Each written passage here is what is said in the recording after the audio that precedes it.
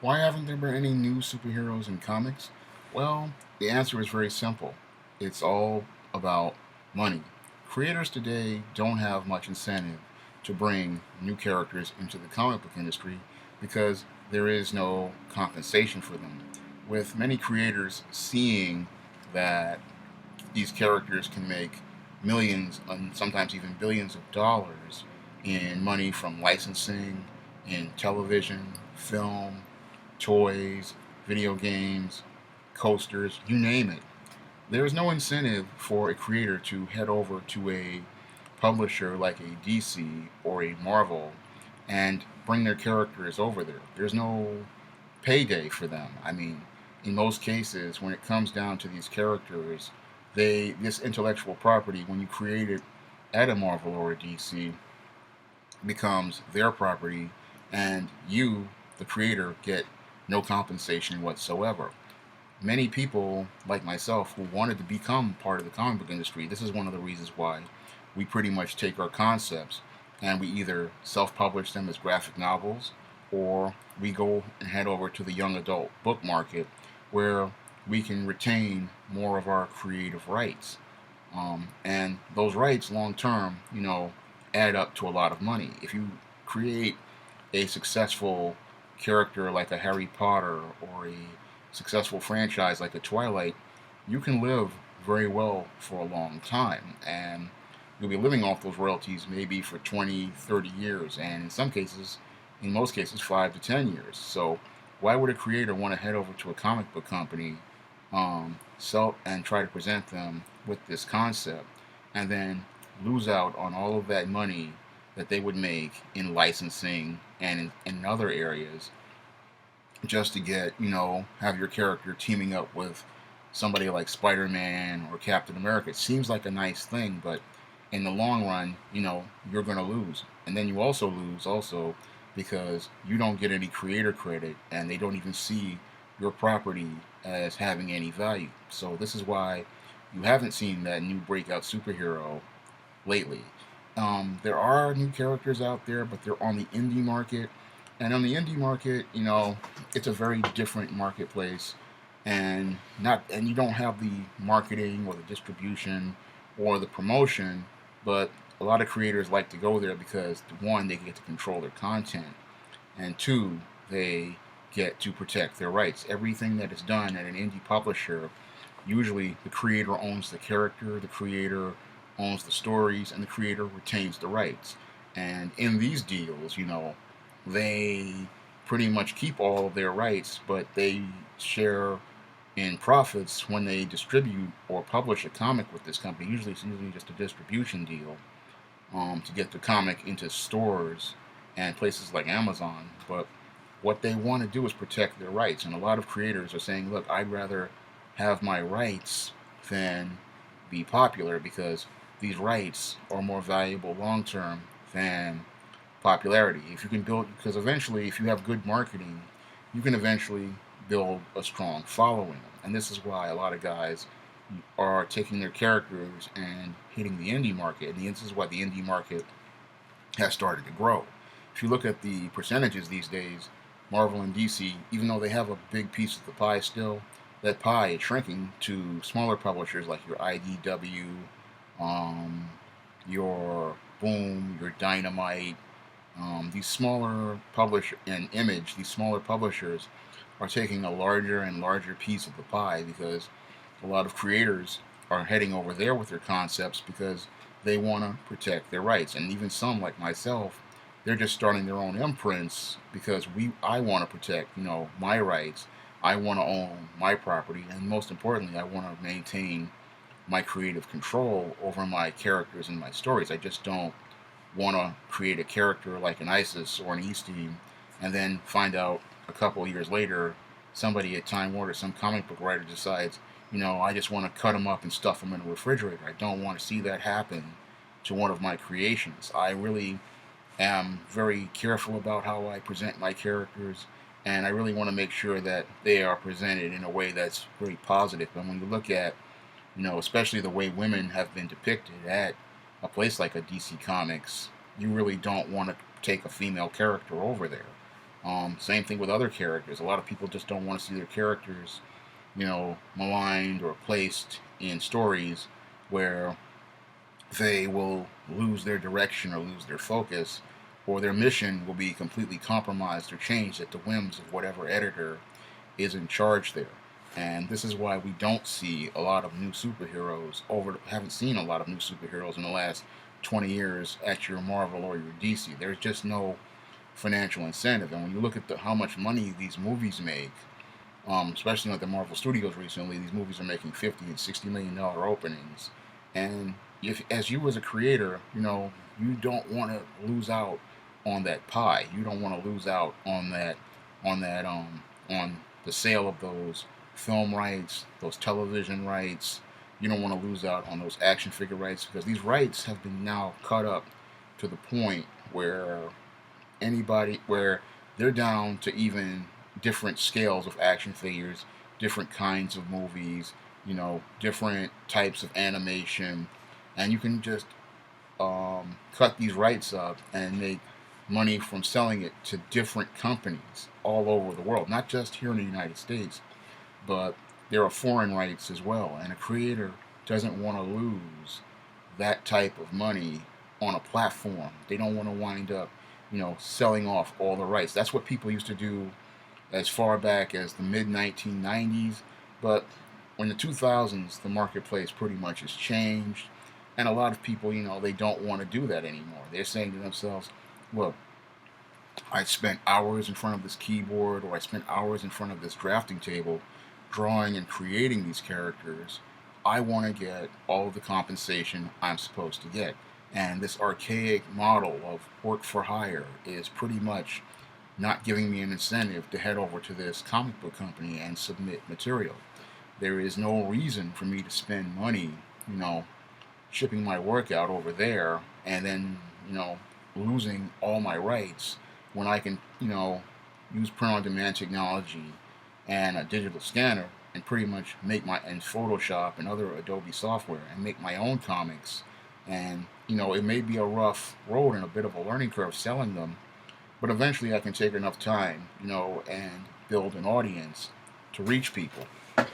And a lot of people would rather, you know, get roll up their sleeves and get their hands dirty and go out here and publish their own stuff rather than take it to one of the big two publishers, because there's just too much money for them to lose in selling their work to another company. So the industry has really lost a lot of talent. I've seen numerous great artists and great writers say they'd just rather go indie rather than deal with a Marvel or a DC and have the next big hero. They'd rather just, stay in the trenches and build their own brands and create their own characters and do it their way, because it just benefits them more financially in the long term. They're looking at the rights of their intellectual property and the long term value of those rights, as opposed to having your name at the bottom of the credits of the comic book.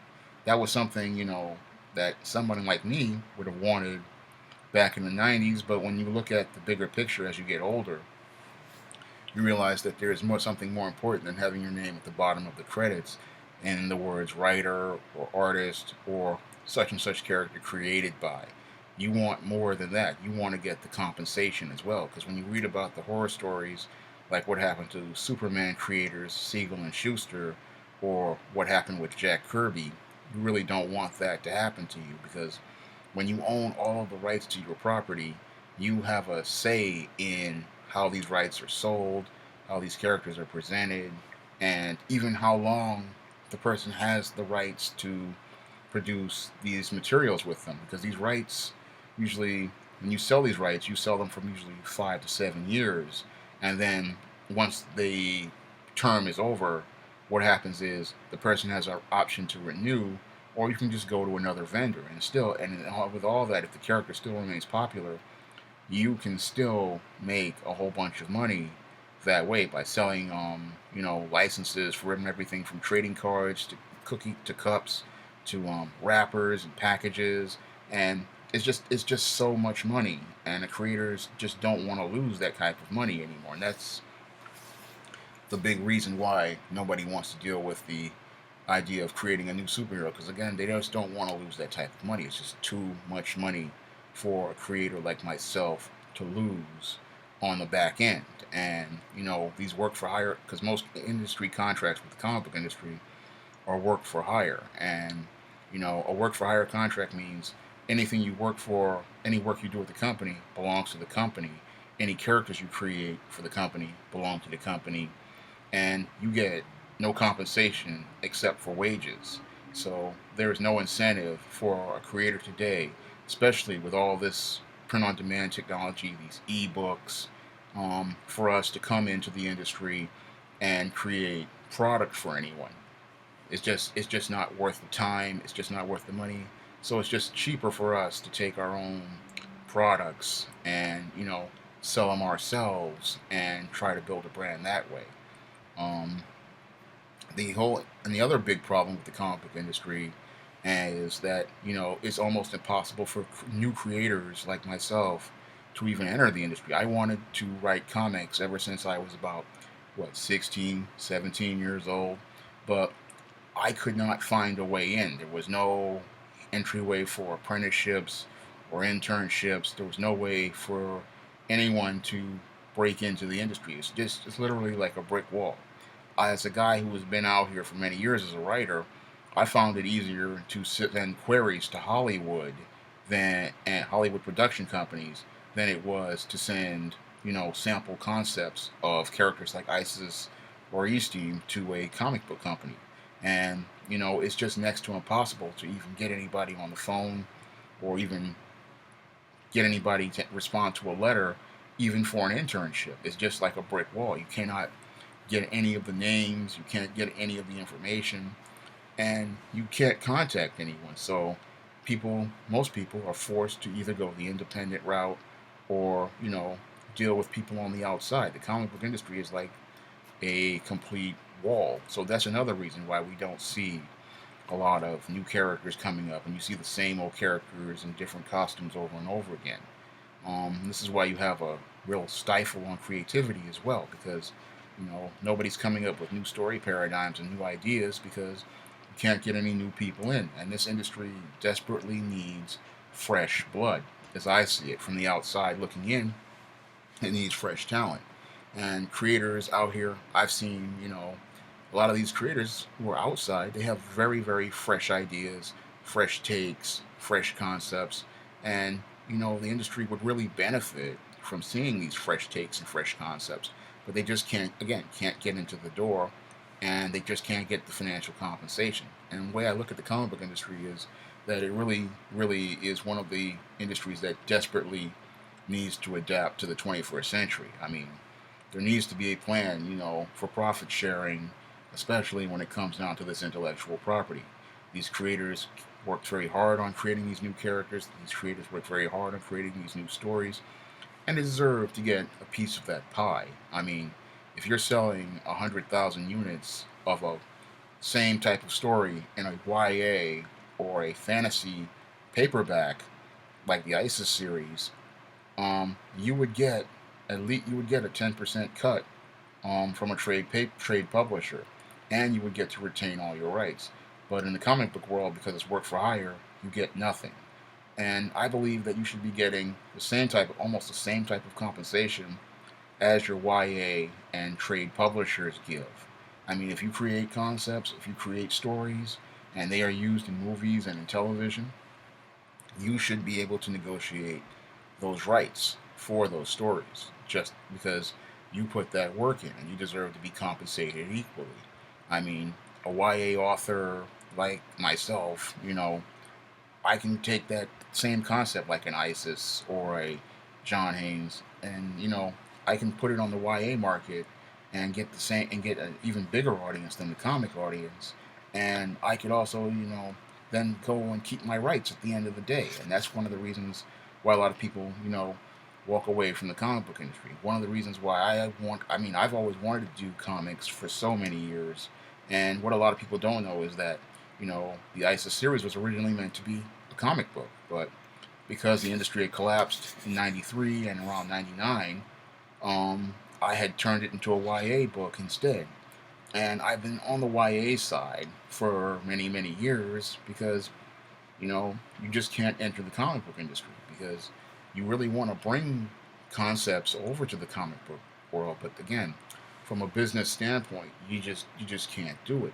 I really wanted to do that, but again, I couldn't do it from a business standpoint because it would just one today it would just cost too much because I'm just a writer. I would have to hire an artist, and the printing costs, the production costs, distribution costs, it's just not there. I mean, so that was one of the reasons why I took it to YA at the time. But again, I would love to do an ISIS graphic novel. It's one of those, things I have to do. Was one of my lifetime goals is to produce an ISIS graphic novel or a graphic novel based on one of the ISIS series stories.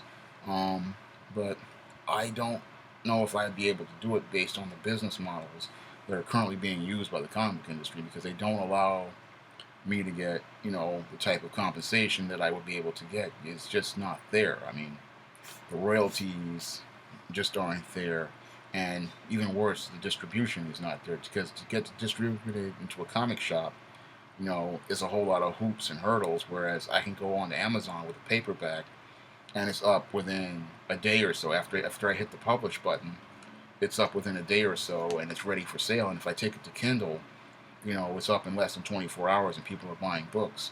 Um, but I look at the comic book industry, and it's all the policies that are there are preventing people from being entering it and preventing people from getting innovative. I mean, I see more innovation on the webcomic side. I see some great strips over there like Hero Business by Bill Walko, Deke Sledge by Mike Williams, Something Positive by Randy Milholland, Questionable Content by Jeff Jocks. Just a lot of great, innovative strips with great stories and stories that are, related to these times, stories that are fun to read, stories that are entertaining, stories that are unique. And the comic book industry is missing out on all that great storytelling because they have these archaic business policies and these archaic business models which hinder innovation, tie people's hands, and prevent, new creative people from entering the industry. I mean, the industry is so insular that nobody can break in, and that's really bad for an artistic medium. An artistic medium should be accessible to everyone. I mean, you have all these great professional artists that, as I've seen, you know, at cons or on the web. I've looked at people's DeviantArt art pages. There's so much great talent out there, and I'm sure if they were just given if things were to open up with things like internships or just a basic tryout, the industry would finally start growing. Because I look at things like the most recent run of Daredevil, and that's the direction the industry really needs to go in. I mean, you need stuff that's fresh and unique, and you know, it just catches your eye. And I'm not seeing that because, again, the money is not there for creators, and the compensation isn't right, and the whole question of rights just need all this stuff really needs to be dealt with before you can allow new creators to come in. I see comics making that comeback, but it's just and bringing those new characters for the 21st century. And I see a lot of ways to make old characters fresh. I mean, for example, like the Wade Samney Daredevil, which made the character fresh and new. There's ways of doing this, but it's just you have to open up the industry so that new people can come in, fresh talent can come in, and fresh talent can get the guidance that it needs. Because we really have, as the industry still is reeling from a lot of the 90s excesses, and you really need some editorial guidance from people who can teach these guys how proper form and proper technique, and most importantly, proper story. Um, and I'm seeing a return to that type of form, which is great. And I think comics can make a comeback, but partially, I really believe it's not going to be at the big two. I really do believe that if any type of comeback does return, it's going to be from the indies, because the indies are where a lot of people have the creative control, where they have the control over their characters, they have the control over their content, and most importantly, they have incentives to do things based on compensation. So if you really want to look for a new hero, please don't look at Marvel and DC. The place to go really is going to be the independent market, and this is where the new heroes really are going to come from, because I don't believe that the big two are going to let anybody come in, because it's like a brick wall. Um, but again, that's just the way I see the comic book industry. A lot of people ask why there aren't any next big heroes or any new heroes, and the real reason, again, is because it's a lot. It's just the compensation is just not there, and the rights are a big issue. It's just easier for a creator to take their work to an independent comic publisher like an Image or an IDW or a Boom or a Dynamite, or even to just self-publish, or just even better yet, just take it to the young adult book market, than to go through all this efforts to try to reach a small audience of comic book readers. Um, right now, I have a lot of great titles on Amazon. The most recent book in the ISIS series is, well, I'm sorry, the most recent book in the ISIS series is ISIS Night of the Vampires. It's available on Kindle Unlimited and also available on paperback. It crosses over with another book, East Team Undercover, and both of these books are part of a parallel crossover story model. You can get both on Amazon in paperback and Kindle, and if you have Amazon Prime, you can borrow both for free. Both feature great covers by the hero business artist Bill Walko, and you can check out his strip on theherobiz.com. But again, you can get both books on Amazon.com. And that's all I have to say for this video. You can comment, rate, and subscribe.